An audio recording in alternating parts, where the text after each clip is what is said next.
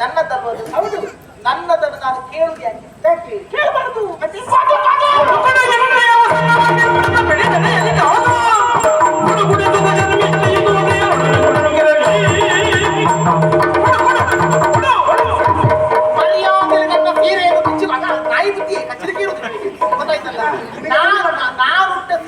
ಬಿಚ್ಚಿಕೊಟ್ರೆ ಹಾಗಾದಿತ್ತು.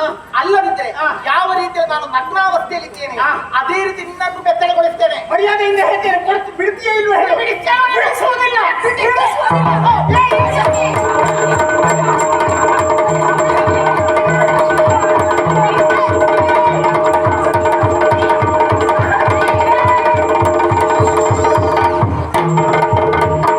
ಯಾರು ಉಡುವ ಸೀರೆ, ಯಾರು ತನ್ನ ಸೀರೆ, ನನ್ನ ಸೀರೆ ಅದು ಅಣ್ಣ ಬಿಟ್ಟು ನೋಡು.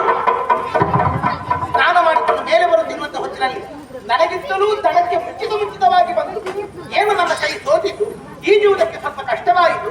ನಾನು ಹಿಂದೆ ಉಳಿದೆ. ನನ್ನನ್ನು ಹಿಂದಕ್ಕೆ ಮುಂದಾಗಿ ಓಡಿಕೊಂಡು ಬಂದು ದಡದಲ್ಲಿ ನಾನು ತಂದಿಟ್ಟಂತಹ ನನ್ನ ಕಾಣಬೇಕಾದ ಸೀರೆಯನ್ನು ಉಟ್ಟುಕೊಂಡು ಬಂದೆ. ಉಡ್ಬೋದಾ? ಉಡ್ಬೋದಾ? ಉಡಬಾರ್ದು. ತಪ್ಪು ಹೇಳೋ. ಉಡ್ಬೋದಾ? ಉಡಬಾರ್ದು. ತಪ್ಪು. ಅವಳಿಗೆ ಅದು ಗೊತ್ತಾಯ್ತಾ? ಅವಳನ್ನು ಹೇಳ್ತಾರೆ ತಪ್ಪು ಅಂತ. ನಿನಗೆ ಗೊತ್ತಾಗ್ತದೆ. ನೀನು ಹೊಡೆಯೋದಕ್ಕೆ ನಾನು ಹೊಡೆದು ಗೊತ್ತಾಯ್ತು. ಉಡಬಾರ್ದಲ್ಲ? ನೀನು ಸರಿ ಮಾತಾಡು. ನೀನು ನನ್ನ ಜನ ನೆನ್ಪಿಲ್ಲಿ ತಲೆ ಹಾಳಾದವಳಿ ಏನ್ ಮದುವೆ ಮಾಡ್ತಾಳೆ. ತಪ್ಪು ಯಾಕೆ ನನ್ನ ಸೀರೆ ಬಿಚ್ಚಿಕೊಂಡು ಬಿಚ್ಚಿಕೊಂಡು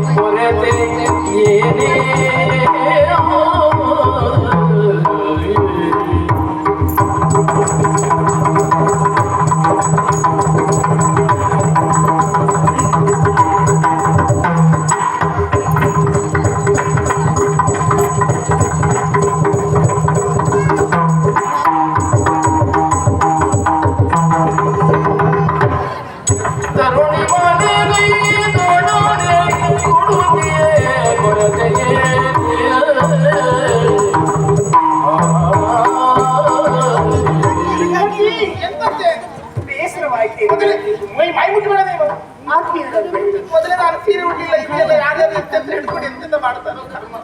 ಇಲ್ಲಿ ನಾಳೆ ಎಲ್ಲೆಲ್ಲಿ ಕಳಿಸಿ ಏನು ಆಗುದಿಲ್ಲ. ಏನಾದ್ರೂ ಆಗಲಿಕ್ಕೆ ನಾನು ಬಿಡ್ತೇನೆ ಹೇಳು. ಹಾಗಲ್ಲ ಗೆಳತಿ. ಇಷ್ಟು ಬೇಸರ ಮಾಡಿಕೊಳ್ಳುವಂತ ಅನಿವಾರ್ಯತೆ ಏನಿದೆ ಅಂತ ಕೇಳುವುದು. ಬೇಸರ ಸಿಟ್ಟು ಬಂದದ ನನಗೆ. ಸಿಟ್ಟು ಯಾಕೆ ಹೇಳು? ನೀನು ತಪ್ಪು ಮಾಡಿದ್ದಕ್ಕೆ ಸಿಟ್ಟು ಮಾಡ್ಬೇಕಾ ಬೇಡ? ಬರ್ಬೇಕು. ಮತ್ತೆ ನಿನ್ನ ಸೀರೆಯಿಂದ ನಾನು ಹುಟ್ಟಿದ್ದೇನೆ ಎನ್ನುವಲ್ಲಿಗೆ ನಾನು ಮಾಡಿದ್ದು ಅಪರಾಧ ಎನ್ನುವ ಹಾಗೆ ಯಾಕೆ ಹೇಳ್ತಾ ಇದೆಯಾ? ಬಹುದೊಡ್ಡ ಅಪರಾಧ. ಅಯ್ಯೋ ಖಂಡಿತ ಅಲ್ಲ. ಹೀಗಾಗುವುದಕ್ಕೆ ಕಾರಣ ಏನು ಗೊತ್ತಾ? ಏನು ಕಾರಣ? ನದಿಯಲ್ಲಿ ಈಜಾಡುತ್ತಿರುವಂತಹ ಕಾಲದಲ್ಲಿ ದಡದಲ್ಲಿ ಗಂಡಸರ ಒಬ್ಬ ಬೆಳೆಸಿತ್ತು. ಎಲ್ಲಿಯಾದರೂ ಅವರು ಇತ್ತ ಕಡೆ ಬಂದ್ರೆ ನಮ್ಮ ಮಾನ ಹೋದಿತ್ತು ಎನ್ನುವಂತಹ ಭಯದಲ್ಲಿ ಲಘು ಬಗೆಯಿಂದ ದಡಕ್ಕೆ ಬಂದವರು ನಾವು. ಆ ಕಾಲದಲ್ಲಿ ಕೈಗೆ ಸಿಕ್ಕಿದ ಸೀರೆಯನ್ನು ತೆಗೆದು ಉಟ್ಟವಳು ನಾನು. ನಿಜವಾಗಿ ನಿನ್ನ ಸೀರೆ ಎನ್ನುವುದಾಗಿ ನಾನು ತಿಳಿದಿರಲಿಲ್ಲ. ನನ್ನದ್ದೇ ಸೀರೆ ಎನ್ನುವಂತ ನೆಲೆಯಲ್ಲಿ ನಾನು ಹುಟ್ಟಿದ್ದು. ಇದು ತಪ್ಪಲ್ಲ. ಇದು ಅವಸರಕ್ಕಾಗಿ ಹುಟ್ಟೆ. ಹೌದು. ಹೌದಾ? ಮತ್ತೆ ನನ್ನ ಸೀರೆ ಎಂತದ್ದು, ನಿನ್ನ ಸೀರೆ ಎಂತದ್ದು? ಎರಡು ಒಂದೆಯಾ? ಮತ್ತಿನ್ನೇನು? ನಮ್ಮ ಎರಡು ಹೆಣ್ಣು ಮಕ್ಕಳು ಉಡುವ ಸೀರೆ ಅಷ್ಟೇ ಬಿಟ್ರೆ ಈಗ ಎರಡಕ್ಕೂ ಬೆಲೆ ಅರ್ಹತೆ ಅದೆಲ್ಲ ಒಂದೆಯಾ? ಆತ್ಮೀಯತೆಯ ಮುಂದೆ ಉಳಿದಂತ ವಸ್ತುಗಳಿಗೆ ಯಾವತ್ತೂ ಬೆಲೆ ಬರುವುದಿಲ್ಲ.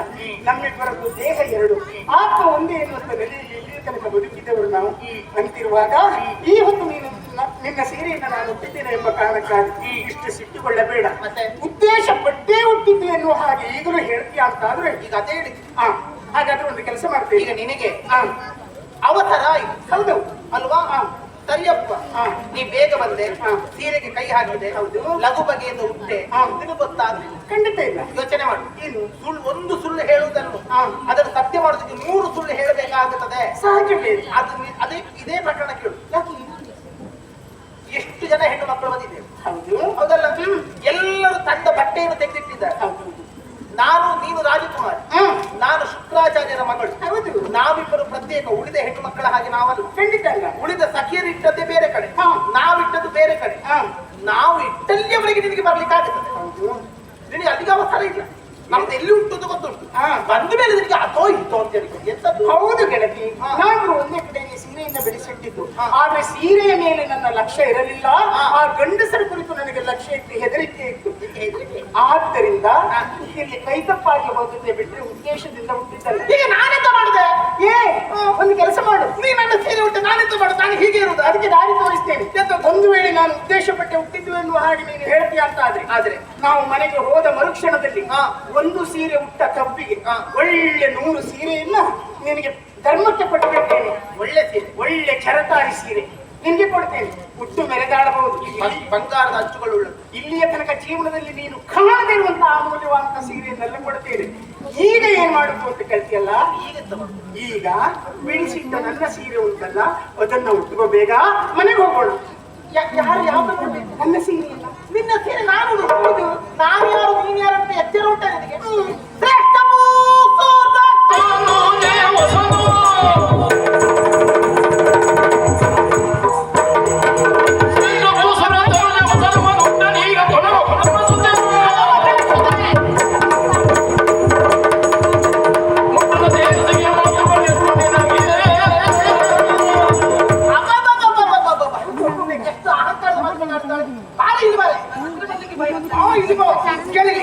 ಅವಳೆಷ್ಟು ಸೊಕ್ಕು ಮಾತಾಡ್ತಾಳೆ. ನಾನು ರಾಜಕುಮಾರಿ, ಅರಮನೆಯ ಹೆಣ್ಣು, ನನ್ನಲ್ಲಿ ಬೇಕಾದಷ್ಟು ಶ್ರೀಮಂತಿಕೆ ಉಂಟು ಎನ್ನುವುದನ್ನು ಈ ಒಂದು ಪ್ರಕರಣದಲ್ಲಿ ತೋರಿಸಿಕೊಳ್ತಾ ಇದ್ದಾಳೆ. ಎಂದೇಳಿದವಳು ನಿನ್ನ ಸೀರೆ ಸಾಮಾನ್ಯದ್ದು, ನನ್ನದ್ದು ಜರಿಜರಿ ಸೀರೆ ಅಲ್ವಾ, ಬೆಲೆ ಬಾಳುವ ಸೀರೆ. ಅದರಿಂದ ನನ್ನ ಸೀರೆ ಕಡಿಮೆ ತಗೊಳ್ಳೋದಲ್ಲ. ನನ್ನದು ಬ್ರಾಹ್ಮಣರು ಹತ್ತಿ ಬಟ್ಟೆಯ ಸೀರೆ, ನಿನ್ನದು ನೂಲಿನ ಸೀರೆ, ನನ್ನದು ಜರಿಜರಿಯ ಬಂಗಾರದ ಅಂಚುಗಳ ಸೀರೆ. ನಿನ್ನ ಸೀರೆ ಪೆಟ್ಟಿಗೆ ಬೆಂಕಿ ಅಲ್ಲ, ನಿನ್ನ ಸೀರೆಯನ್ನು ತಗೊಂಡೋಗಿ ಬಳಕೆ ಯಾರಿಗೆ ಬೇಕು ನಿನ್ನ ಸೀರೆ? ಹೊತ್ತಿಗೆ ನನಗೆ ಬಡತನ ಇಲ್ಲ. ಅಲ್ಲ, ನೀನು ಬಯಸಿಪಡುವುದಲ್ಲ. ಬೇಡವೇ ಬೇಡ. ನಿನ್ನ ಅಹಂಕಾರವು ಕಾಣಿಸುತ್ತಾ ಇರುವುದಲ್ಲಿ ನಿನ್ನ ಒಂದು ಸೀರೆಗೆ 100 ಸೀರೆ ಕೊಡ್ತೇನೆ. ನಾವು ಬ್ರಾಹ್ಮಣರು ಮತ್ತೊಬ್ಬರ ಸೀರೆ ಉಡ್ಬಹುದಾ? ಅಲ್ಲ, ಬ್ರಾಹ್ಮಣರ ಬಟ್ಟೆಯನ್ನು ಮತ್ತೊಬ್ಬರು ಮುಟ್ಟಬಹುದಾ? ಎಚ್ಚರ ಬೇಕಾ ಬೇಡ ನಿನಗೆ? ಬ್ರಾಹ್ಮಣರು ಉಡುವುದು ಬಟ್ಟೆಯ, ಮತ್ತೆ ಬ್ರಾಹ್ಮಣರು ಉಡುವುದು ಮಡಿ. ಮತ್ತೆ ಅದನ್ನು ಉಳಿದ ನಿಮ್ಮಂತವರೆಲ್ಲ ಮುಟ್ಟುವುದಕ್ಕಿಲ್ಲ. ಗೊತ್ತಿಲ್ಲ ನಿನಗೆ? ಬ್ರಾಹ್ಮಣರು ಉಡುವುದಕ್ಕೆ ಏನ್ ಹೇಳ್ತಾರೆ? ಮಡಿ. ಮಡಿ ಮಡಿ ಮಡಿ. ಒಂದು ಸತ್ಯ ಗೊತ್ತ ನಿನಗೆ? ಬ್ರಾಹ್ಮಣರು ಉಡುವಾಗ ಒಳ್ಳೆ ಬಿಳಿ ಬಣ್ಣದ ಬಟ್ಟೆ ಯಾವುದು? 4-6 ದಿನದಲ್ಲಿ ನೋಡ್ಬೇಕು, ಬಿಳಿ ಬಣ್ಣ ತಿರುಗಿ ಕಾವಿ ಬಣ್ಣಕ್ಕೆ ಹೊಂದಿಕೊಂಡಿರ್ತದೆ. ಇಂಥ ಬತ್ತಾಯ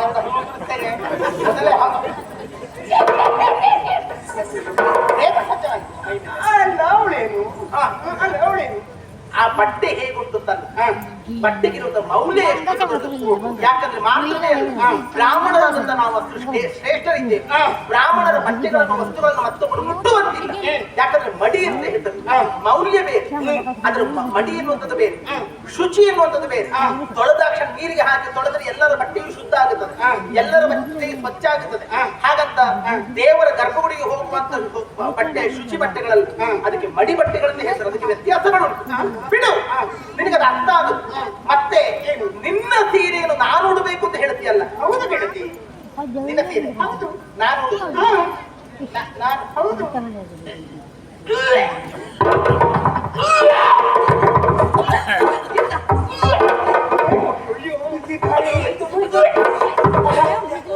ಇವಳು ಇಂಥವಳು ಅಂತ ನನಗೆ ಗೊತ್ತಿರಲಿಲ್ಲ.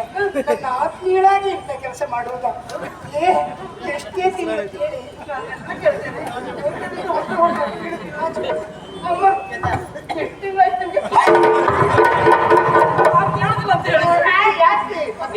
ನಿಮ್ಮಂತ ರಕ್ಕ ಸೇರಿಗೆಲ್ಲ ಇಲ್ಲ. ನಾನೀಗ ವಾಕರಿಗೆ ಬಂದದ್ದು ಎಂದು ನೀನಿಂತ ವಿಪರೀತ ಅರ್ಥ ಮಾಡಿದ್ದೆ. ಆಗ ಗರ್ಭಿಣಿಯರಾದವರು ವಾಂತಿ ಮಾಡ್ತಾರೆ ಅಂತೆ. ಅದೇ ನಿಮ್ಮಂತ ರಾಧೆ ಹೇಳಿದರೆ ಕೀಳು ಗುಣಮಟ್ಟದ ಹೆಣ್ಣು ಮಕ್ಕಳು ನೀವು. ನಿಮ್ಮ ಬುದ್ಧಿಯು ಅಷ್ಟೇ ಕೀಳು.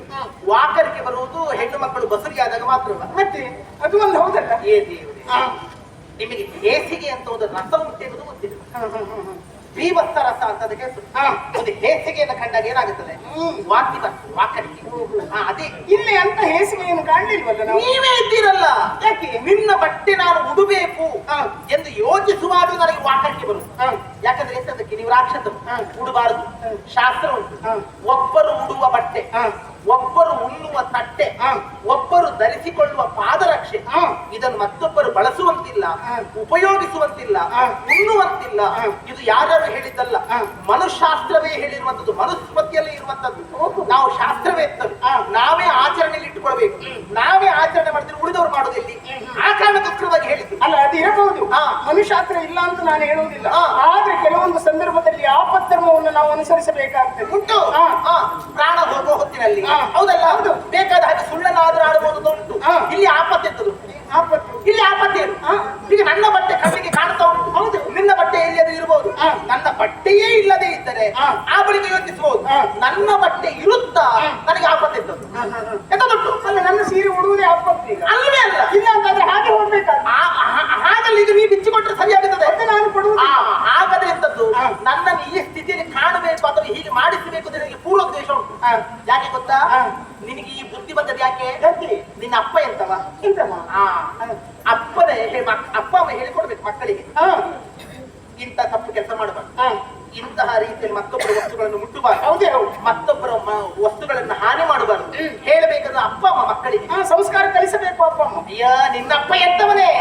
ಅಯ್ಯೋ ಕೊಳಕು ರಕ್ಕ ಸಾಮ. ಅಂತಹ ಒಬ್ಬ ದಶಕೋಟಿ ಕರ್ಪೂರಿಗೆ ಅಧೀಶ ಅಂತ ಹೇಳಿಕೊಳ್ಳೋದು ವೃಷಭರು ಇದ್ದಾನಲ್ಲ ನಿನ್ನಪ್ಪ, ಅವನದ್ದು ಬೇಕು, ಮತ್ತೊಬ್ಬರದ್ದು ಬೇಕು, ಇನ್ನೊಬ್ಬರದ್ದು ಬೇಕು ಅಂತ ನಾಯಿ ಸ್ವಭಾವ ಹೊಂದಿಕೊಂಡವ. ಅಂತ ಕೊಳಕು ಅಪ್ಪನಿಗೆ ಮಗಳು ನೀನು. ಮತ್ತೆ ನನ್ನ ಸೀರೆ ಉಡದೆ ಬಿಡ್ತೀಯ? ಇವತ್ತು ಸೀರೆ ಉಡ್ತಿ, ನನ್ನ ತೊಟ್ಟುಕೋ, ನನ್ನ ತೊಟ್ಟುಕೋ. ನಾಳೆ ಏನು ನಿನಗೂ ಒಬ್ಬ ಗಂಡನಿದ್ದು ಅದೇ ಗಂಡನನ್ನು ನಾನು ಇಟ್ಕೊಳ್ತೇನೆ ಅಂತ ಹೇಳೋ ಜಾತಿ ನೀನು.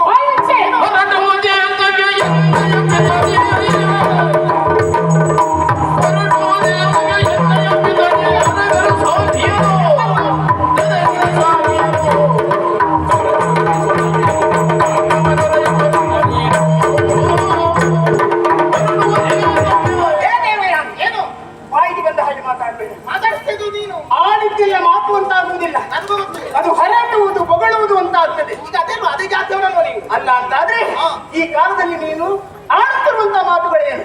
ನಮ್ಮಿಬ್ಬರ ವಿಚಾರ ಇದು ಕೇವಲ ನಮ್ಮಿಬ್ಬರಿಗೆ ಮಾತ್ರ ಸೀಮಿತವಾಗಿರಬೇಕು. ಅದನ್ನ ಬಿಟ್ಟು ಈ ಕಾಲದಲ್ಲಿ ನಿನ್ನ ನಾಲಿಗೆ ಯುದ್ಧವಾಯಿತು ಅಲ್ವೇನೆ? ನನ್ನಪ್ಪನ ವಿಷಯ ಮಾತಾಡ್ತಾ ಇದ್ದೇನೆ. ನಿನ್ನಪ್ಪ ದೊಡ್ಡ ಬದಲಿಕೆ ಎತ್ತದ ಬೇಕಲ್ಲ? ನನ್ನಪ್ಪನ ವಿಚಾರವಾಗಿ ನಿನಗೆ ಮಾತಾಡುವಂತ ನೈತಿಕತೆ ಇಲ್ಲೇನು? ಇದ್ದದಲ್ಲಿ ಹೇಳಿದ್ದು ಅವರೇ ಕೆಟ್ಟವ. ಅಂತಹ ಕೆಟ್ಟ ರಾಕ್ಷಸನಿಗೆ ಮಗಳು ನೀನು. ಅಂತ ಕೆಟ್ಟ ಬುದ್ಧಿ ಇರುವುದು.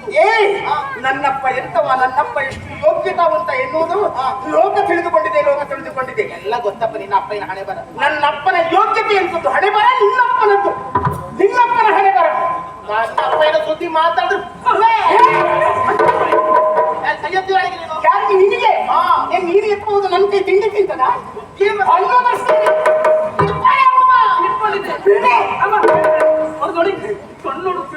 ಇದೆ. ಈ ಜಾತಿಯ ಸ್ವಭಾವ ಹೀಗೆ.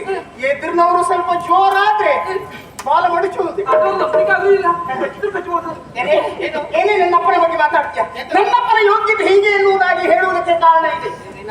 ಯೋಗ್ಯತೆ ನನ್ನಪ್ಪನ ಮುಂದೆ ನಿನ್ನಪ್ಪನ ಹಣೆ ಬರ ಏನೆನ್ನುವುದನ್ನ ಚೆನ್ನಾಗಿ ತಿಳಿದವಳೆ ನಾನು. ನನ್ನಪ್ಪನ ಹಣೆ ಬರ? ಹೌದೇ ಹೌದು. ಯೋಗ್ಯತೆ. ನನ್ನಪ್ಪ ಈ ದರೆಗೆ ಅರಸನಾಗಿದ್ದಾನೆ. ನನ್ನಪ್ಪಯ್ಯ ಯಾವಾಗಲೂ ಎತ್ತರದ ಜಾಗದ ಸ್ಥಳದಲ್ಲಿ ಕುಳಿತುಕೊಳ್ಳುವುದು. ಎತ್ತರ ಗುಡ್ಡೆ ಮೇಲಲ್ಲ, ಸಿಂಹಾಸನದ ಮೇಲೆ. ಆ ಸ್ಥಾನದಲ್ಲಿ ಸಿಂಹಾಸನದ ಮೇಲೆ ಕುಳಿತುಕೊಳ್ಳುವುದು. ಆ ಕಾಲದಲ್ಲಿ ಹಣೆ ಬರಗಟ್ಟ ನಿನ್ನಪ್ಪ ಏನ್ ಮಾಡುವುದು ಗೊತ್ತಾ? ನನ್ನಪ್ಪನ ಬಳಿಗೆ ಬರುವುದು. ಬರುವುದು ಹೇಗೆ? ಒಳ್ಳೆ ಒಂದು ಗಾಡಿ ಮುರಿದ ರಥದ ಬರ್ತದೆ ನೋಡಿ, ಹೇಳ್ಕೊಂಡು ಬರುವಾಗ ಎಂತ ಬಿಡು ಹಾಗೆ ಬರುವುದು. ಯಾಕೆ ಯಾಕೆ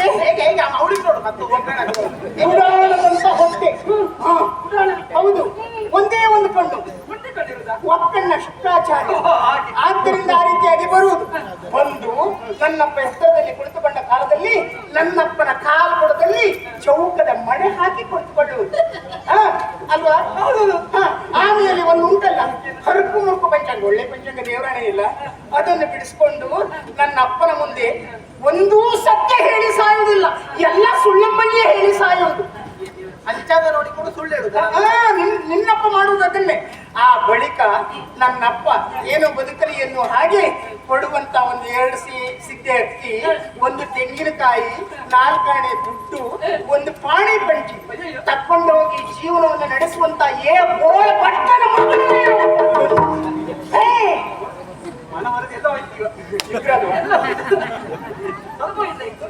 ಎಷ್ಟು ಸುಳ್ಳು ಹೇಳ್ತಾಳೆ ಯಾಕೆ? ಒಂದಾದ್ರಲ್ಲಿ ಸತ್ಯ ಇತ್ತ? ಸುಳ್ಳು ಸರಿ, ನನ್ನಪ್ಪಯ್ಯ ನಿಮ್ಮ ಮನೆಗೆ ಬಂದು ಪಂಚಾಂಗ ಶ್ರವಣ ಮಾಡಿ ಪೌರೋಹಿತ್ಯ ಮಾಡಿದ್ದಕ್ಕೆ ಒಂದು ಸಿದ್ದೆ ಅಕ್ಕಿ, 2 ತೆಂಗಿನಕಾಯಿ, 4 ಆಣೆ ದುಡ್ಡಲ್ಲಿ ನಾವು ಬದುಕುದ? ಹೌದೌದು. ಈಗ ನೀನು ಆಡ್ತಿರೋದು ಸುಳ್ಳು ಅಂತ ತೋರಿಸ್ತೇನೆ. ಯಾಕೆ ಹೀಗೆ? ಅಲ್ಲ, ಈಗ ಒಂದು ಸಿದ್ದೆ ಅಕ್ಕಿ, ಯಾರಾದ್ರೂ ನನ್ನನ್ನು ನೋಡಿದವರು ಹೇಳ್ಬೇಕು ಇದು ಒಂದು ಸಿದ್ದೆ ಅಕ್ಕಿ ತಿಂದು ಬೆಳೆದ ನನಗೆ ಒಮ್ಮೆ ಊಟಕ್ಕೆ ಕೂತು ಹೇಳ್ಬೇಕಾದ್ರೆ ಒಂದು ಸೇರಕ್ಕೆ ಅನ್ನಾದ್ರೂ ಬೇಕು ನನಗೆ, ಸತ್ಯಕ್ಕೂ ಅದು ಬೇಕು. ಇದಕ್ಕೆ ಒಂದು ಸಿದ್ದೆ ಅಕ್ಕಿ, 2 ಕಾಯಿ,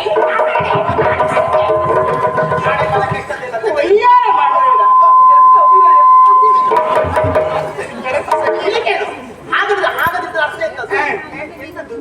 ಮನೆಗೆ ಬಂದು ಪೂಜೆ ಮಾಡಿರುವಂತ ಒಬ್ಬ ಬ್ರಾಹ್ಮಣ ಪುರೋಹಿತನಿಗೆ ಯಜಮಾನ ಕಡಿಮೆ ಸಂಭಾವನೆ ಕೊಡ್ತಾನೆಂತಾದ್ರೆ, ಕಡಿಮೆ ಅಲ್ಪ ದಕ್ಷಿಣೆ ಕೊಡ್ತಾನಂತಾದ್ರೆ ಬಂದ ಪುರೋಹಿತರಿಗೆ ಅರ್ಹತೆ ಇಲ್ಲ ಅಂತಲ್ಲ, ಕೊಡುವ ಯಜಮಾನನಿಗೆ ದರಿದ್ರತನ ಉಂಟು ಅಂತಾಗುತ್ತದೆ.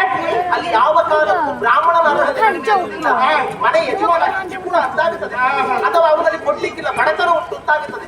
ಈಗ ನಿನ್ನಪ್ಪಯ್ಯ ಮಾಡ್ತಿರುವುದಷ್ಟೇ, ಕಡಿಮೆ ಕೊಡ್ತಾನಂತಾದ್ರೆ ನನ್ನಪ್ಪಯ್ಯನ ಯೋಗ್ಯತೆ ಸಣ್ಣದಲ್ಲ, ಮತ್ತೆ ನಿನ್ನಪ್ಪಯ್ಯ ಎತ್ತರದಲ್ಲಿ ಕೂತ್ಕೊಳ್ತಾನೆ. ಹೌದೌದು, ನನ್ನಪ್ಪಯ್ಯ ಕೆಳಗೆ ಹಣೆ ಬರಕ್ಕೆ ಮಂಗ ಮರದ ಮೇಲೆ ಕೂತ್ಕೊಳ್ತಾರೆ, ಮನುಷ್ಯರೆಲ್ಲ ಕೆಳಗೆ ಕೂತ್ಕೊಳ್ತಾರೆ. ಹಾಗಾದ್ರೆ ಮನುಷ್ಯರಿಗಿಂತ ಮಂಗ ದೊಡ್ಡದಲ್ಲ. ಹಾಗಾದ್ರೆ ನಿನ್ನಪ್ಪೈ ಮೇಲೆ ಕೂತ್ಕೊಳ್ತಾನೆ, ನನ್ನಪ್ಪೈ ಕೆಳ ಕೂತ್ಕೊಳ್ತಾನಂತ ಆದ್ರೆ ನಿನ್ನಪ್ಪೈ ದೊಡ್ಡವನಾಗುತ್ತಾನ? ಆಗುದು ನಿನ್ನಪ್ಪೈ ಮಂಗನಿಗೆ ಸಮ, ಹೆಚ್ಚೆತ್ತದು ಅಲ್ಲ. ಅದು ತಿಳಿಯದೇ ಅಂತ ನೀನು ಹೇಳಬೇಕು ಬಿಟ್ರೆ ಇನ್ನೇನು ಅಲ್ಲ. ಬುದ್ಧಿವಂತರ ನೀನಂತ ಹೇಳಿ, ಲೋಕದಲ್ಲಿ ಎಲ್ಲರಿಗೂ ಒಂದೇ ಸ್ಥಾನಮಾನ ಅಲ್ಲ. ಒಂದು ಕಾರ್ಯಕ್ರಮದ ಮನೆಗೆ ಹೋಗಿ ಅವರವರ ಯೋಗ್ಯತೆಗೆ ಸರಿಯಾಗಿ ಆಸನ ಕೊಡ್ತಾರೆ. ಅದರಲ್ಲಿ ನಾಡಿಗೆ ಅರಸನ ಅಂತ ನನ್ನಪ್ಪ ಎಲ್ಲೆಲ್ಲೋ ಎತ್ತರ ಇದೆ ಅಂತ ಹೋಗಿ ಕುಳಿತುಕೊಂಡಿದ್ದಲ್ಲ, ಅಲ್ಲ ಸಿಂಹಾಸನದ ಮೇಲೆ ಕುಳಿತುಕೊಂಡಿದ್ದು. ಯಾವ ಸಿಂಹಾಸನ? ಎಲ್ಲಿಯ ಸಿಂಹಾಸನ? ಎಲ್ಲಿಯದ್ದು? ಕುರುಜಾಂಗುಲಕ್ಕೆ ನಿನ್ನಪ್ಪ ಅಧಿಕಾರಿ. ಹೌದಾ? ಕುರುಜಾಂಗುಲದ ಈ ಪ್ರದೇಶ ಬಿಟ್ಟು ಆಚೆ ಹೋದ್ರೆ ನಿನ್ನಪ್ಪನಿಗೆ ಗೌರವ ಉಂಟಾ, ಮರ್ಯಾದೆ ಉಂಟಾ? ಹೋಗುವಂತ ಅನಿವಾರ್ಯತೆ ಪ್ರಶ್ನೆ ಬಿಡು, ಅವನಿಗೆ ಅಧಿಕಾರ ಉಂಟಾ? ಕುರುಜಾಂಗುಲ ಅಲ್ವಾ ನಿಮ್ಮ ಅರ್ಹತೆ? ಹೌದು, ನಿಮ್ಮ ಒಂದು ಮನೆಯ ವ್ಯಾಪ್ತಿ ಅಂತ ಇರ್ತದೆ. ಹೌದಾ? ಮನೆಯ ವ್ಯಾಪ್ತಿ ಒಂದು ಬೇರೆ ಒಳಗಡೆ ಮಾತ್ರ ಅಲ್ಲ ನಮ್ಮ ಜಾಗ, ಅದಕ್ಕಿಂತ ಆಚೆ ಹೋದ್ರೆ ನಮ್ಮ ಜಾಗ ಅಂತ ಹೇಳಲಿಕ್ಕುಂಟಾ? ಅವರವರೆಲ್ಲ ಹೇಳಲಿಕ್ಕುಂಟಾ? ಅದಿಲ್ಲ, ಅಮ್ಮತ್ತು ಅಂತ ಹೇಳಲಿಕ್ಕೆ ಆಗುದಿಲ್ಲ. ಹಾಗಾದ್ರೆ ಅಲ್ಲಿ ಹೋದ್ರೆ ಇದು ನನ್ನ ಅಧಿಕಾರ ಅಂತ ಅಲ್ಲಿ ಪೀಠದಲ್ಲಿ ಏನು ಕೂತ್ಕೊಳ್ಳಿಕ್ಕೆ ಆಗುದಿಲ್ಲ. ಆದರೆ ನನ್ನಪ್ಪಯ್ಯ ಗುರು ಯೋಚನೆ ಮಾಡಿ, ಒಬ್ಬನೊಬ್ಬ ಅರಸನಾದವನಿಗೆ ಅವನ ರಾಜ್ಯದಲ್ಲಿ ಮಾತ್ರ ಗೌರವ, ಅದಕ್ಕಿಂತ ಆಚೆ ಅವನಿಗೆ ಗೌರವ ಇಲ್ಲ. ಆದ್ರೆ ಒಬ್ಬ ಗುರುವಾದವನಿಗೆ ಎಲ್ಲಿ ಹೋದ್ರೂ ಮಾನ್ಯತೆ ಉಂಟು. ವಿದ್ವಾನ್ ಸರ್ವತ್ರ ಪೂಜ್ಯತೆ. ಆ ಕಾರಣಕ್ಕೋಸ್ಕರವಾಗಿ ವಿದ್ಯೆ ಕಲಿಯಿರಿ ಮಕ್ಕಳೇ, ವಿದ್ಯೆ ಕಲಿಯಿರಿ, ವಿದ್ಯಾವಂತರಾಗಿ ಒಳ್ಳೆಯವರಾಗಿ ಅಂತ ಹೇಳುದು. ಹೌದಾ? ಹಾಗಾದ್ರೆ ಅಂತಹ ವಿದ್ಯಾ ಸಂಪನ್ನತೆ ಹೊಂದಿರುವ ಶುಕ್ರಾಚಾರ್ಯ ಲೋಕಲೋಕಗಳಲ್ಲಿ ಮಾನಿತರು, ಕೇವಲ ಭೂಲೋಕದಲ್ಲಿ ಅಲ್ಲ, ಗುರುಜಾಂಗುಲದಲ್ಲಿ ಮಾತ್ರ ಅಲ್ಲ, ಭೂಲೋಕದಲ್ಲಿ ಅಲ್ಲ, 3 ಲೋಕದಲ್ಲಿಯೂ ಪೂಜಿತರು. ಗ್ರಹದಲ್ಲಿ ಒಬ್ಬ ಶುಕ್ರಾಚಾರ್ಯ. ಅದು ಯಾರ ಯೋಗ್ಯತೆ? ಆ ವಿಭಾಗದಲ್ಲಿ ನಿನ್ನಪ್ಪ ದೊಡ್ಡವನಾಗಿರಬಹುದು. ಹಾಗಾದ್ರೆ ಆ ರೀತಿಯಾಗಿ ಫಲವನ್ನು ಹೊಂದಿ ಆತ ಜೀವನವನ್ನು ನಡೆಸ್ತಾ ಇದ್ದಾನೆ ಅಂತಾದ್ರೆ ಧರ್ಮಕ್ಕೆ ಜೀವನ ನಡೆಸಲಿಕ್ಕೆ ಆಗುವುದಿಲ್ಲ. ಮತ್ತೆ ಉಳಿದವರು ಏನಾದ್ರೂ ಕೊಟ್ಟರೆ ಮಾತ್ರ ಜೀವನ ನಡೆಸುವುದಕ್ಕೆ ಸಾಧ್ಯ. ಉಳಿದವರು ಯಾರು? ನಮ್ಮ ಅಪ್ಪನಂತ ಅಧಿಕಾರಿ. ನಿನ್ನಪ್ಪ ಅಧಿಕಾರಿಗೆ ನಿನ್ನಪ್ಪನನ್ನು ಬದುಕಿಸಿದ ನನ್ನಪ್ಪ. ಮೊನ್ನೆ ಸಾಯಲಿಲ್ಲ ನಿನ್ನಪ್ಪ, ಮತ್ತೆ ನಿನ್ನಪ್ಪನನ್ನು ಬದುಕಿಸಿದ್ಯಾ ನಿನ್ನಪ್ಪನೇ. ಹಾಗಾದ್ರೆ ಮತ್ತೆ ನಿನ್ನಪ್ಪ ನನ್ನಪ್ಪನಿಗೆ ಅರಿಯಾಗಿರ್ಬೇಕು. ಒಬ್ಬ ಅದನ್ನ ಪ್ರಾಣ ಉಳಿಸ್ತಾನಂತ ಆದ್ರೆ ಮತ್ತೆ ಬದುಕಿದ್ರೆ ಸಾಯುವ ತನಕ ಅವನಿಗೆ ಚಿರಋಣಿ ಆಗಿರ್ಬೇಕಾ ಬೇಡ? ನಿನ್ನಪ್ಪನ ದೇಹದ ಮೇಲೆ ಓಡಾಡುವ ಪ್ರಾಣ ನಮ್ಮ ಭಿಕ್ಷೆ ಅದು ಬಿಟ್ಟುಕೊಂಡೆ ನಾವು ಬರ್ತೇವೆ, ನಾವು ಪಟ್ಟದಲ್ಲಿ ಬದುಕುತ್ತೀವಿ ಅಂತ ಹೇಳ್ತೀರಲ್ಲ. ಚಾತುರ್ವರ್ಣ ತೊಳು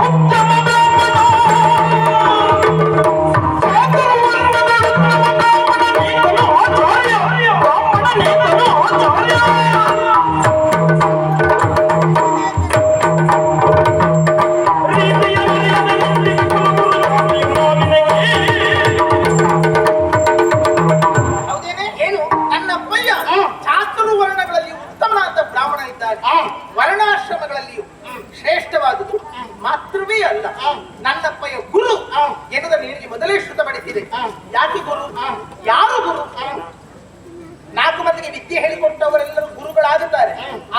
ನಿಜವಾದ ಗುರುವಿನ ಅರ್ಹತೆ ಹೇಗೆ? ಹೇಗೆ? ದಿನವೊಂದಕ್ಕೆ 10,000 ಮಂದಿ ಶಿಷ್ಯರಿಗೆ ಅಶನ, ವಸನ, ವಸತಿ, ವೈದ್ಯಕೀಯ, ಶಿಕ್ಷಣ ಇದಿಷ್ಟು ಕೊಟ್ಟು ನಡೆಸುವ ಯೋಗ್ಯತೆ ಉಳ್ಳವನನ್ನು ಕುಲಪತಿ ಅಂತ ಹೇಳುವುದು. ನಿನ್ನಪ್ಪನನ್ನ ಅಂತಹ ಕುಲಪತಿಯ ಸ್ಥಾನದಲ್ಲಿ ಇರುವಾಗ ನಿಜವಾದ ದೈತ್ಯ ಗುರು ಇದು ಅಂತ ಹೇಳಿ ನನ್ನಪ್ಪ ಗೊತ್ತಾಗಿದೆ. ಇದು ನನಗೆ ಬೇಕಾಗಿತ್ತು. ಯಾವುದು? ನಿನ್ನಪ್ಪ ಇಷ್ಟನ್ನೆಲ್ಲ ವಿದ್ಯಾರ್ಥಿಗಳಿಗೆ ಕೊಟ್ಟು ಕುಲಪತಿ ಎನ್ನುವ ಹಾಗೆ ಆತನ ಖ್ಯಾತಿ ಹೊಂದಿದ. ಆದ್ರೆ ಅವನ ಅಪ್ಪನ ಮನೆಯಿಂದ ತಂದು ವಿದ್ಯಾರ್ಥಿಗಳಿಗೆ ಇಷ್ಟೆಲ್ಲ ಕೊಟ್ಟಿದ್ದಲ್ಲ. ನನ್ನಪ್ಪ ಕೊಟ್ಟಿದ್ದನ್ನ ನಿನ್ನಪ್ಪ ವಿದ್ಯಾರ್ಥಿಗಳಿಗೆ ಕೊಟ್ಟ. ನಿನ್ನಪ್ಪಯ್ಯ ಬದುಕಿದ್ದೇ ನನ್ನಪ್ಪಯ್ಯನಿಂದ ಅದು ಮೊದಲೇ ಹೇಳಿ. ರಾಕ್ಷಸರ ಕುಲ ಉಳಿದದ್ದೇ ನನ್ನಪ್ಪ ಏನಿದೆ ಅಂತ ನಿನಗೆ ಮೊದಲೇ ಹೇಳಿದೆ. ಮತ್ತೆ ನಿನ್ನಪ್ಪ ಇನ್ನು ಕೊಟ್ಟರೆಷ್ಟು ಬಿಟ್ಟರೆಷ್ಟು ಮಾತ್ರವೇ ಅಲ್ಲ, ದೇವಲೋಕದ ಸಂಪತ್ತಾದ್ರೂ ಸೂರೆಗೈಯುವ ಅರ್ಹತೆ ಉಳ್ಳವರು ಶುಕ್ರಾಚಾರ್ಯರಿದ್ದಾರೆ. ನಿನ್ನಪ್ಪಯ್ಯ ಕೊಡಬೇಕಾದ ರೀತಿಯೇ ಇಲ್ಲ. ಮತ್ತೆ ಏನು ಯಾವನು ಗುರು? ಒಳ್ಳೆಯ ಮಕ್ಕಳಿಗೆ ಪಾಠ ಮಾಡಿ, ಒಳ್ಳೆಯ ಮಕ್ಕಳಿಗೆ ವಿದ್ಯೆ ಕಲಿಸಿ ಅವರನ್ನು ಉತ್ತೀರ್ಣರಾಗಿಸುವವ ಬಹಳ ದೊಡ್ಡ ಸಾಧಕ ಶಿಕ್ಷಕನೇನೂ ಅಲ್ಲ. ಅವನು ಸಾಮಾನ್ಯ. ಪಾಷಾಣದಲ್ಲಿ ಬೆಳೆ ಬೆಳೆಯಬೇಕು. ನೀರಾವರಿ ಭೂಮಿಯಲ್ಲಿ ಬೀಜ ಬಿತ್ತಿ ಬೆಳೆ ಬೆಳೆಯುವುದು ದೊಡ್ಡ ವಿಷಯವೇ ಅಲ್ಲ. ಕಲ್ಲಿನಲ್ಲಿಯೂ ಕೂಡ ಉಳುಮೆಯನ್ನು ಮಾಡಿ ಬೇಕಾದ ಹಾಗೆ ಬೆಳೆ ಬೆಳೆಯುತ್ತಾನಂತಾದ್ರೆ ಅವನೊಬ್ಬ ಉತ್ತಮ ಸಾಧಕ ಕೃಷಿಕ ಅಂತ ಆಗುತ್ತದೆ. ಆದ್ರೆ ಒಂದು ಒಬ್ಬಾದ ದೇವಗುರುವಾದಂತಹ ಬೃಹಸ್ಪತಿ, ಇನ್ನೊಬ್ಬಾದ ರಾಕ್ಷಸ ಗುರುವಾದಂತಹ ನನ್ನಪ್ಪ ಶುಕ್ರಾಚಾರ್ಯ. ದೇವತೆಗಳು ಮೊದಲೇ ಒಳ್ಳೆಯವರು, ಸುಮನಸರು ಅಂತ ಅವರಿಗೆ ಹೆಸರು. ಅಂತಹ ವಿದ್ಯಾರ್ಥಿಗಳಿಗೆ ಪಾಠ ಮಾಡುವುದಕ್ಕೆ ಒಳ್ಳೆಯ ಗುರು ಬೇಕಂತಿಲ್ಲ, ಸಾಮಾನ್ಯ ಶಿಕ್ಷಕರು ಸಾಕಾಗುತ್ತಾರೆ. ಆದ್ರೆ ನನ್ನಪ್ಪ ಕತ್ತಲೆಯಲ್ಲೇ ಹುಟ್ಟಿ, ಕತ್ತಲೆಯಲ್ಲೇ ಬದುಕಿ, ಕತ್ತಲೆಯಲ್ಲೇ ಸಾಯುವ ರಾಕ್ಷಸರಾದಂತ ನಿಮ್ಮನ್ನು ಉದ್ಧಾರ ಮಾಡ್ತೇನೆ ಅಂತ ಹೊರಟಿದ್ದಾನಲ್ಲ ನನ್ನ ಅಪ್ಪಯ್ಯ. ಹಾಗಾದ್ರೆ ಎಂತ ಸಾಧಕ ಶಿಕ್ಷಕ ಅಲ್ಲ. ಇದರಲ್ಲಿ ಸಾಧನೆ ಸುಮ್ಮನೆ ಹೇಳಿಕೊಳ್ಳುವುದಲ್ಲ. ನಮ್ಮಲ್ಲಿ 100ಕ್ಕೆ 100 ಫಲಿತಾಂಶ ಬರ್ತದೆ. ನಮ್ಮದು ಅಂತಹ ವಿಶ್ವವಿದ್ಯಾನಿಲಯ, ನಮ್ಮಲ್ಲಿ ಅಂತ ಗುರುಗಳಿದ್ದಾರೆ. ಕರ್ಮವ ಸೇರಿಸಿಕೊಳ್ಳುವಾಗಲೇ ಹೇಳುದು 90% ಮೇಲೆ ಇದ್ರೆ ಮಾತ್ರ ನಮ್ಮಲ್ಲಿ ಪ್ರವೇಶ, ಅಲ್ಲದ್ರೆ ಪ್ರವೇಶ ಇಲ್ಲ. ಅಂತ ವಿದ್ಯಾರ್ಥಿಗಳನ್ನು ಸೇರಿಸಿಕೊಳ್ಳುದು. ಮತ್ತೆ ನಮ್ಮಲ್ಲಿ 100ಕ್ಕೆ 100 ಫಲಿತಾಂಶ ಅದಲ್ಲ, ಅದೊಂದು ವರ್ಗವೇ ಇದೆ. ಆ ವಿಚಾರದ ಕುರಿತಾಡುವುದಲ್ಲ. ಒಂದು ಮಾತನ್ನ ಹೇಳಿದ್ಯಲ್ಲ, ಕೊಲ್ಲಿನಲ್ಲಿಯೂ ಬೆಳೆ ತೆಗೆಯುವಂತ ಹಣ ಅಪ್ಪನಿಗೆ ಉಂಟು ಎನ್ನುವ ಹಾಗೆ. ಆದ್ರೆ ಒಂದು ನೆನಪಿಟ್ಟು, ಕಲ್ಲಿನಲ್ಲಿ ಬೆಳೆ ತೆಗೆಯಬಹುದು, ಆಗುವುದಿಲ್ಲ ಅಂತಲ್ಲ. ಕಲ್ಲಿನಲ್ಲಿಯೂ ಬಿತ್ತಿದಂತಹ ಬೀಜಕ್ಕೆ ಸತ್ವ ಬೇಕು, ಮಳೆ ಒಡೆಯುವಂತದ್ದು. ಆ ಒಳಿತದ ಬೆಳೆಯುವುದು ಅಲ್ಲ. ಅದಕ್ಕೊಂದು ಸತ್ತು ಬರಬೇಕು ಅಂತಾರೆ. ಕಲ್ಲು ಬೀಜಕ್ಕೆ ಸತ್ವ ಹೇಳಿದ್ದೇ ಇರುವುದಲ್ಲ, ಫಲವತ್ತತೆಯ ಕುರಿತಾಗಿ ನಾನು ಆಡ್ತಾ ಇರುವುದು. ಹೌದಾ? ಹಾಗಾದ್ರೆ ಎಷ್ಟು ಪರಿಶ್ರಮ ಬೇಕು ಅದನ್ನು ಯೋಚನೆ ಮಾಡು. ಬಿಡು. ಗುರುವನ್ನು ಪೂಜೆ ಮಾಡ್ತಾರೆ. ಗುರು ಇಲ್ಲದೆ ಇದ್ದರೆ ಗುರು ಪೀಠ ಪೂಜೆ ಮಾಡ್ತಾರೆ. ಗುರು ಪೀಠ ಇಲ್ಲದೆ ಇದ್ದರೆ ಗುರುವಿನ ಪಾದುಕೆ ಪೂಜೆ ಮಾಡ್ತಾರೆ. ನಾನು ಗುರು ಪುತ್ರಿ ಅಂತಹ ಶುಕ್ರಾಚಾರ್ಯನ ಮಗಳು ನಿನಗೆ ಪೂಜಿತಳು ಅಂತಿರುವಾಗ ನನ್ನನ್ನು ಕ್ಷಣವಿಲ್ಲದೆ ನನ್ನನ್ನು ಅವಗಿಡಿಸಿ ನನಗೆ ಅಪಮಾನ ಮಾಡುತ್ತಾ ನನ್ನ ಅಪ್ಪನಿಗೆ ಬೈತಾ ಇದೆಯಲ್ಲ. ನಿನ್ನಂತವಳ ಬಾಯಿಗೆ ಇಂಥ ಮಾತಲ್ಲಿ ಇಂಥ ಮಾತು ಬರ್ತದೆ. ಯಾಕೆ ಹೆಂಡ ಬಿಟ್ಕೊಂಡು ಬಂದಿದ್ಯಾ ನೀನು? ಸರಿ ಕಳ್ಳು ಕೊಡ್ತೀಯಾ ಅಥವಾ ಸರಿ ಮಾಂಸ ತಿನ್ಕೊಂಡು ಬಂದಿದ್ಯಾ? ಇವತ್ತ ಅದು ಕೊಳತ ಮಾಂಸ ತಿನ್ನುವುದು ನಿನಗಿಂತ ಮುಂಜಾದಿಂದ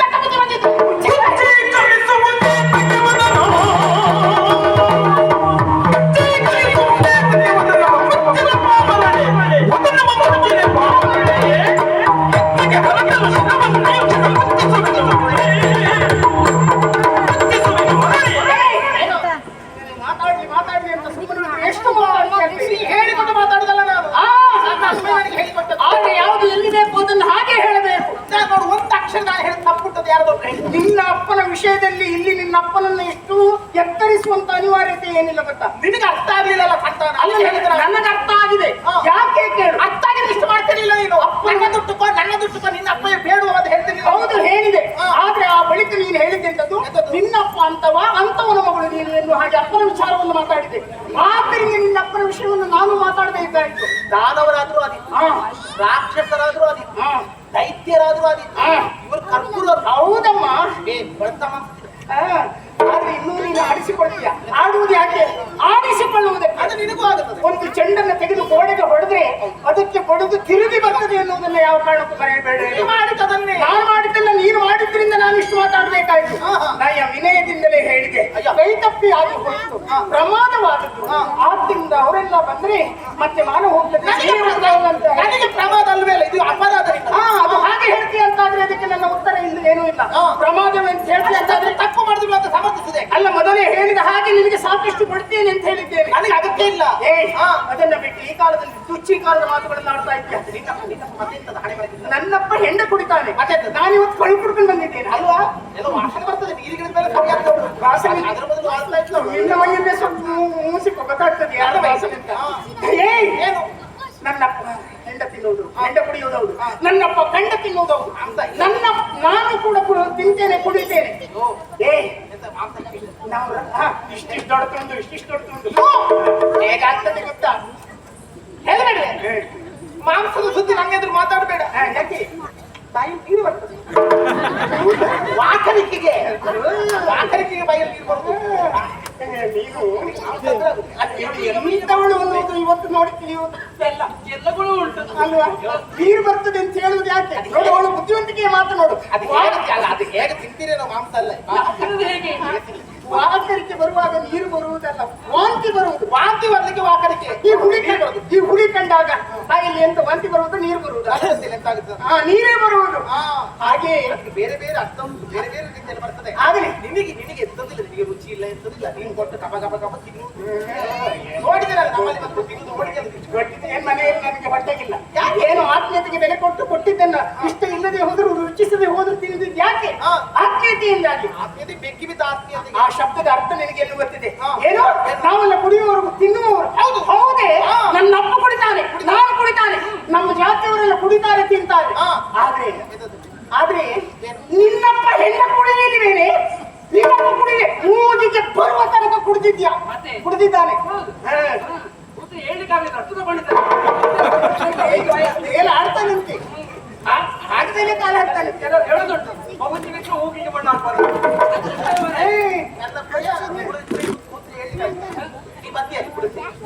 ನಮ್ಮನ್ನ ಹೇಳ್ತಿತ್ತು. ಯಾರು ಹೇಳಿದ್ರು? ಶುಕ್ರಾಚಾರ್ಯ ನನ್ನಪ್ಪಯ್ಯ ಕುಡಿದಿದ್ದಾರೆ ಅಂತ ಹೇಳಿದ್ದೆ. ನಾನೇ ಹೇಳುವುದು. ನನ್ನಪ್ಪಯ್ಯ ಕುಡಿಲಿಲ್ಲ. ಮತ್ತೆ ನನ್ನಪ್ಪಯ್ಯ ಕುಡಿಲಿಲ್ಲ. ಮತ್ತೇನ್ ಮಾಡಿದ್ದು? ನಿನ್ನಪ್ಪಯ್ಯ ಕುಡಿಸಿದ್ದು. ವ್ಯತ್ಯಾಸ, ಬಹಳ ವ್ಯತ್ಯಾಸ. ಏನೇನು? ತಾನು ಕುಡಿಯುವುದಕ್ಕೂ ಮತ್ತೊಬ್ಬರು ಕುಡಿಸುವುದಕ್ಕೂ ವ್ಯತ್ಯಾಸ ಉಂಟು. ತಾನಾಗಿ ಹೋಗಿ ಬಾವಿಗೆ ಹಾರಿದಿ ಪ್ರಾಣ ಕಳ್ಕೊಂಡ್ರೆ ಅದಕ್ಕೆ ಆತ್ಮಹತ್ಯೆ ಅಂತ ಹೆಸರು. ಹೌದು. ಮತ್ತೊಬ್ಬ ಅವನನ್ನು ಬಾವಿಗೆ ದೂಡಿದರೆ ಅದಕ್ಕೆ ಕೊಲೆ ಅಂತ ಹೆಸರು. ಹೌದಾ? ಆತ್ಮಹತ್ಯೆ ಮಾಡಿಕೊಂಡವನ ಪಾಪ ಯಾರಿಗೆ? ಮಾಡಿಕೊಂಡವನಿಗೆ. ಅದೇ ಮತ್ತೊಬ್ಬ ಯಾರು ಬಾವಿಗೆ ದೂಡಿದ್ರೆ ಶಿಕ್ಷೆ ಅಥವಾ ಪಾಪ ಯಾರಿಗೆ? ಯಾರು ದೂಡುತ್ತಾನೋ ಅವರಿಗೆ. ಹೌದಾ? ಹಾಗೆ ತಾನಾಗಿ ಹೋಗಿ ಯಾರು ಕುಡಿತೀರಿ ಅದು ದೊಡ್ಡ ಅಪರಾಧ. ಮತ್ತೊಬ್ರು ಕುಡಿಸ್ತಾರೆ, ಎಷ್ಟು ಬೇಕು ಕುಡಿ. ಹೌದಪ್ಪ, ಧರ್ಮಕ್ಕೆ ಸಿಕ್ಕಿದ್ರೆ ಎಷ್ಟು ಬೇಕಾದ್ರೂ ಕುಡಿ. ಹೌದಾ? ವ್ಯಯ ಮಾಡಿ ಕುಡಿಬಾರ್ದು ಅಂತ ಅವಳು ಹೇಳುವುದು. ಮತ್ತೆ ಹೌದೇನೆ? ನನ್ನಪ್ಪ ಕುಡಿಲಿಕ್ಕೆ ಹೇಳಿದ್ದು ಹೌದು. ನಿನ್ನಪ್ಪ ಅದೇ ಹೇಳಿದ್ದು. ನಿಜವಾಗಿದ್ರೆ ನನ್ನಪ್ಪ ಕುಡಿದಿರಲಿಲ್ಲ. ನಿನ್ನಪ್ಪಯ್ಯ ಇಷ್ಟು ದೊಡ್ಡ ಮಣ್ಣಿನ ಮಡಿಕೆಯಲ್ಲಿ ತಲೆ ಮೇಲೆ ಹೊತ್ತುಕೊಂಡು ಬಂದು ಅದು ಹೋಗಿ ನಾನು ಹಾಳಾಗುವುದಲ್ಲದೆ ಊರಿಗೆ ಒಣಗೆಡಿಸಿ ಅಂತ ಹೇಳುವಾಗ ಅದೇ ತಂದು ಕುಡಿಸಿದ. ಕುಡಿಲಿಕ್ಕೆ ಹೇಳಿದ್ರು ನಮ್ಮಪ್ಪ, ಅದು ಗುರು ಭಕ್ತಿ ಅಂತ. ಆದ್ರೆ ನಿನ್ನಪ್ಪನಿಗೆ ಸ್ವಲ್ಪ ಬುದ್ಧಿ ಆದ್ರೂ ಬೇಕಾ ಬೇಡವಾ? ನಿನ್ನಪ್ಪ ಮೇಲೆ ವಿಚಾರ ಹೇಳಿದಿಲ್ಲ, 3 ಲೋಕದಲ್ಲಿ ನನ್ನಪ್ಪ ಪೂಜ್ಯರು ಎಲ್ಲೋ ಹಾಗೆ. ನಿನ್ನ ಅಪ್ಪನ ಕುಡಿ ಅಂತ ಹೇಳಿದಾಗ ನಿನ್ನ ಅಪ್ಪನ ಮಸ್ತಕ ಎಲ್ಲಿ ಹೋಗಿತ್ತು? ಬುದ್ಧಿ ಸರಿ ಮಾರಾಟ ಮಾಡಿಲ್ಲ. ಇಲ್ಲ, ಬುದ್ಧಿ ಸರಿ ಇತ್ತು. ಮತ್ತೆ ಅದಕ್ಕೆ ಶಿಷ್ಯ ಪ್ರೇಮ ಅಂತ ಹೇಳುದು. ಎಂತದ್ದು? ಮತ್ತೊಬ್ಬರ ಮನಸ್ಸಿಗೆ ನೋವಾಗ್ಲಿಕ್ಕಿಲ್ಲ. ಮತ್ತೊಬ್ಬರ ಮನಸ್ಸಿಗೆ ನೋವು ಉಂಟು ಮಾಡುವವರು ನಮ್ಮ ಅಪ್ಪಯ್ಯ. ಆ ಕಾರಣಕ್ಕೋಸ್ಕರವಾಗಿ ಅದ್ರ ನಿನ್ನಪ್ಪ ಮಾಡಿದಂತದ್ದು ಎಂತದ್ದು? ಒಳ್ಳೆ ಕಳ್ಳು ತಂದು ಕೊಟ್ಟ, ಒಳ್ಳೆ ಎದ್ದು ಗೇರು ಹಣ್ಣಿ ತಂದು ಕೊಟ್ಟ. ಎಂತ ಕರ್ಮ ಪಾಪ. ನಮ್ಮಲ್ಲಿ ಬಂದ ಒಬ್ಬ ಹುಡುಗ ಕಚಕುಮಾರ ಅಂತ ದೇವಲೋಕದಿಂದ ಬಂದವರು, ವಿದ್ಯೆ ಕಲಿಯುವುದಕ್ಕಾಗಿ ಬಂದಂತ ಕಚನನ್ನೇ ಕಡಿದು ಅವನನ್ನು ಸುಟ್ಟು ಅದನ್ನು ಬೂದಿ ಮಾಡಿ ಆ ಬೂದಿಯನ್ನು ಕಳ್ಳಿನಲ್ಲಿ ಹಾಕಿ ಅದನ್ನು ತಂದು ಕೊಟ್ಟು ಗುರು ದಕ್ಷಿಣದ ನಾಟಕ ಮಾಡಿದ ನಿನ್ನ ಅಪ್ಪಯ್ಯ ಅಲ್ಲ? ಹೌದೌದು. ನನ್ನಪ್ಪಯ್ಯ ಕುಡಿದ ಪರಿಣಾಮವಾಗಿ ಮಹತ್ತರವಾದಂತ ವಿದ್ಯೆ ಹೊರಟು ಹೋಯಿತು. ಆದ್ರೆ ನನ್ನಪ್ಪ ಏನ್ ಹೇಳಿದ? ಇನ್ನು ಮುಂದೆ ಯಾರಾದ್ರೂ ಬ್ರಾಹ್ಮಣರು ಹೆಂಡ ಕುಡಿದ್ರೆ ಕುಂಬಿ ಪಾಕ ನರಕಕ್ಕೆ ಹೋಗಲಿ, ಬ್ರಹ್ಮ ಹತ್ಯಾದಿ ದೋಷ ಬರಲಿ ಅಂತ ಬ್ರಾಹ್ಮಣ ಸಮಾಜಕ್ಕೆ ಶಾಪ ಕೊಟ್ಟಿದ್ದಾರೆ. ಗೊತ್ತುಂಟ ನನ್ನಪ್ಪಯ್ಯ? ಹೌದಾ? ಮತ್ತೆ ಸಖಿ, ಇವರಿಬ್ರು ಅಪ್ಪ ಮಗಳು ಕಲ್ತದ್ದಕ್ಕೆ ಕಣ್ಣು ಕೈ ಕಾಲಿಲ್ಲ ನೋಡು. ಯಾಕೆ? ಇವಳಪ್ಪ ಉಳಿದವರು ಯಾರು ಕುಡಿಬೇಡಿ ಎನ್ನು ಹಾಗೆ ಶಾಪ ಕೊಟ್ಟಿದ್ದ. ಆದ್ರೆ ತಾನಿನ ಮೇಲೆ ಕುಡಿಯುವುದಿಲ್ಲ, ಮುಟ್ಟುವುದಿಲ್ಲ ಅಂತ ಯಾವತ್ತಾದ್ರೂ ಹೇಳಿದುಂಟ? ನಿಮಗೆ ನಮ್ಮ ಉದಾರತನವೇ ಗೊತ್ತಾಗುದಿಲ್ಲ. ಗೊತ್ತಾಯ್ತು. ಈಗ ಯೋಚನೆ ಮಾಡು, ಹೇಗೂ ನೀವು ಕುಡಿಸಿ ನಮ್ಮ ಜಾತಿ ಕೆಡಿಸಿ ಮತ್ತೆ ಇನ್ನು ಕುಡಿದ್ರೆ ಎಂತದ್ದು ಬಿಟ್ಟರೆ ಒಂದು ಹಾಗೆ ಮತ್ತೆ ಯಾಕೆ ಹೇಳಿದ ನನ್ನಪ್ಪಯ್ಯ ಬ್ರಾಹ್ಮಣ ಸಮಾಜವನ್ನು ಕುಡಿಬೇಡಿ ಅಂತ ಹೇಳಿಕೊಂಡು ನನ್ನಪ್ಪಯ್ಯ ಎಂತಹ ಎತ್ತರಕ್ಕೇರಿದಂತ ಒಬ್ಬ ಸಾಧಕ ಅಂತ ಸಾಧಕನಾದ ಬ್ರಾಹ್ಮಣನಾದ ಒಬ್ಬ ಗುರುವಾದಂತ ಶುಕ್ರಾಚಾರ್ಯನೇ ಒಂದು ಹೊತ್ತಿಗೆ ಹೆಂಡ ಕುಡಿದ ಪರಿಣಾಮ ಏನಾಯಿತು? 1000 ವರ್ಷಗಳ ಕಾಲ ತಪಸ್ಸು ಮಾಡಿ ಪಡೆದಂತ ಮೃತ ಸಂಜೀವಿನಿ ವಿದ್ಯೆಗೆ ಹೊರಟು ಹೋಯಿತು. ಹೌದಾ? ಅಂತ ದೊಡ್ಡ ನಷ್ಟ ಒಮ್ಮೆ ಕುಡಿದದಿಂದಾಯಿತು.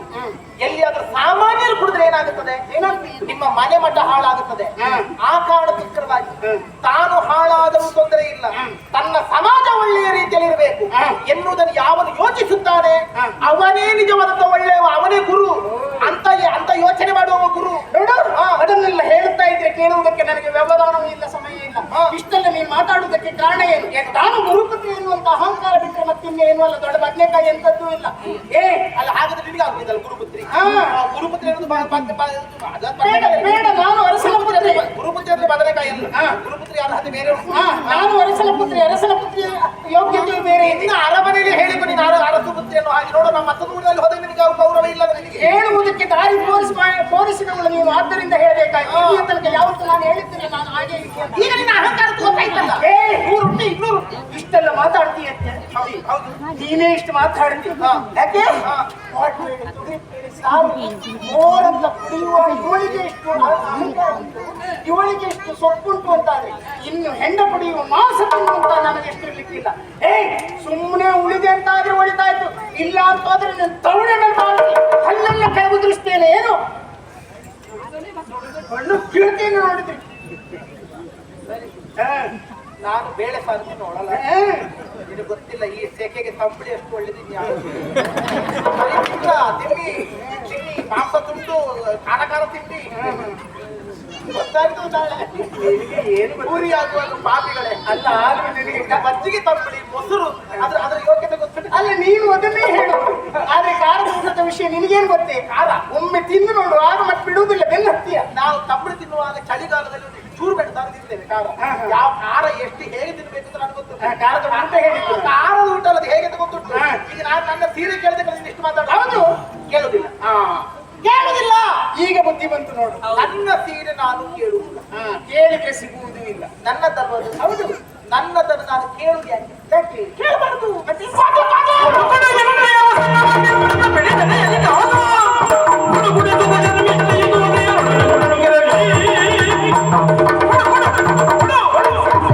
ಮರ್ಯಾದೆ ನನ್ನ ಸೀರೆಯನ್ನು ಬಿಚ್ಚಿ ನಾಯಿ ಬುದ್ಧಿ ಕಚ್ಚಲಿಕ್ಕೆ ಇರುವುದು ನನಗೆ ಗೊತ್ತಾಯ್ತಲ್ಲ. ನಾನುಟ್ಟ ಸೀರೆಯನ್ನು ನೀನು ಬಿಚ್ಚಿಕೊಟ್ರೆ ಹಾಗಾದಿತ್ತು. ಅಲ್ಲದಿದ್ದರೆ ಯಾವ ರೀತಿಯಲ್ಲಿ ನಾನು ನಗ್ನಾವಸ್ಥೆಯಲ್ಲಿದ್ದೇನೆ ಅದೇ ರೀತಿ ನಿನ್ನನ್ನು ಬೆತ್ತಲೆಗೊಳಿಸ್ತೇನೆ. ಮರ್ಯಾದೆಯಿಂದ ಹೇಳ್ತೇನೆ, ಬಿಡ್ತೀಯೇ ಇಲ್ವ ಹೇಳು? ಬಿಡಿಸುವುದಿಲ್ಲ.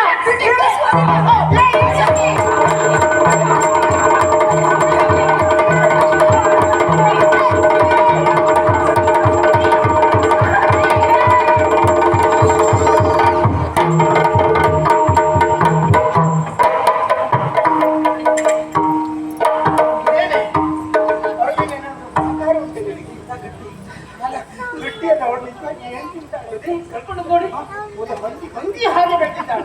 ಅವಳೊಬ್ಬಳು ನಾಚಿ ನೋಡುವುದಕ್ಕೆ ಅದೆಷ್ಟು ಕಷ್ಟ ಆಯ್ತು ನೋಡು. ಅದೆಲ್ಲ ನಾನು ಮತ್ತು ದೇವಿಯರಿ ಅತಿ ಆತ್ಮೀಯರು. ಇಲ್ಲಿಯ ತನಕ ದೇಹ ಎರಡು, ಉಸಿರು ಒಂದೇ ಎನ್ನುವ ಹಾಗೆ ಬದುಕಿದವರು.